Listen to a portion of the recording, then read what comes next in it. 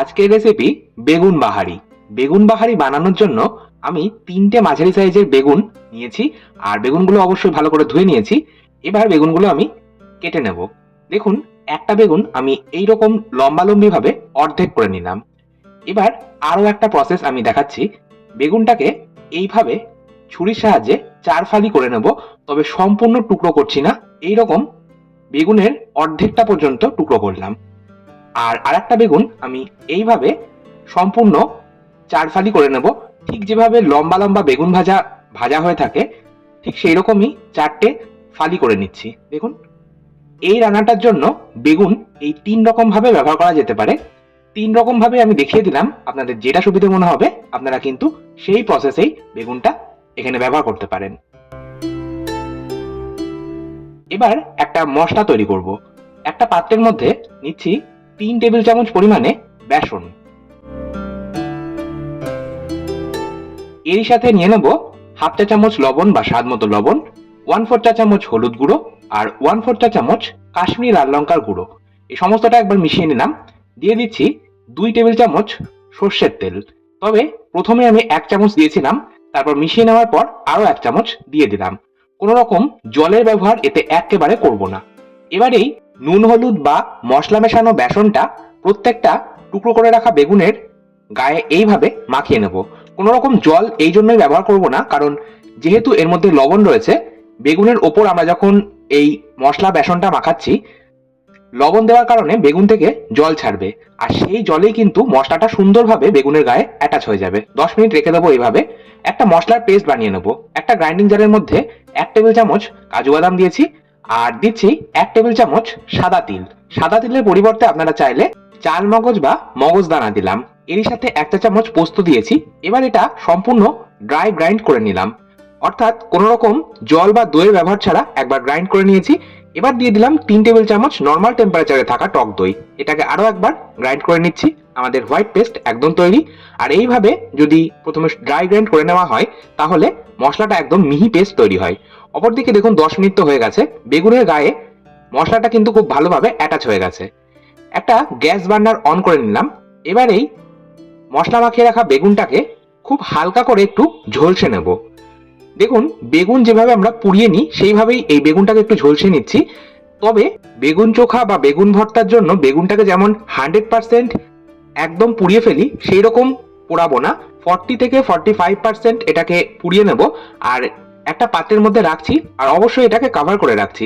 এতে করে এই বেগুনের মধ্যে একটা যে স্মোকি ফ্লেভার রয়েছে সেটা বজায় থাকবে।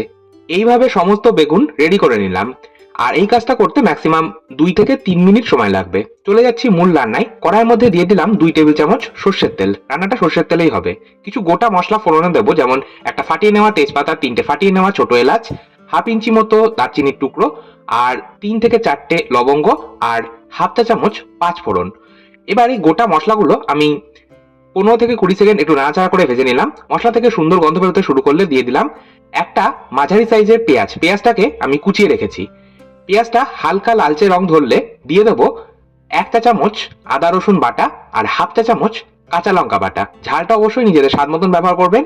এবার এই মশলাটা আরো 30 থেকে 35 সেকেন্ড নাড়াচাড়া করে ভেজে নেওয়ার পর দিয়ে দিলাম একটা মাঝারি সাইজের টমেটো।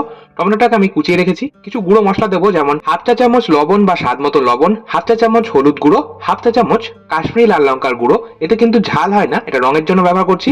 1/4 চা চামচ ধনে গুঁড়ো আর 1/4 চা চামচ জিরের গুঁড়ো।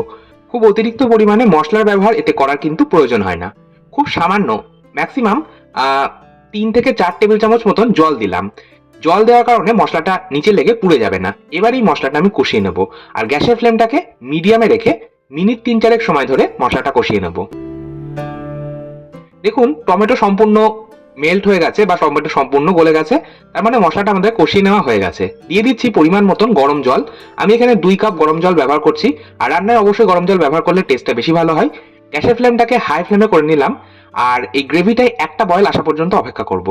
জলটা ফুটতে শুরু করলে দিয়ে দিচ্ছি আগে থেকেই হাফ বার্ন করে রাখা বেগুনগুলো। আমাদের এই বেগুনগুলো কিন্তু সম্পূর্ণ সেদ্ধ হয়নি, এই গ্রেভির মধ্যে সম্পূর্ণ বেগুনটাকে আমাদের সেদ্ধ করতে হবে। তাই জলের পরিমাণটা কিন্তু একটু বুঝে ব্যবহার করতে হবে, একটু বেশি পরিমাণেই ব্যবহার করতে হবে। গ্যাসের আঁচটাকে আমি মিডিয়ামে করে দিলাম।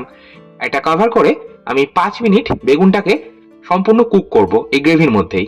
5 মিনিট পর ঢাকা চাপা সরিয়ে নিলাম। বেগুন কিন্তু আমাদের মোটামুটি সেদ্ধ হয়ে গেছে। এই পর্যায়ে দিয়ে দিলাম আগে থেকে বানিয়ে রাখা হোয়াইট পেস্ট।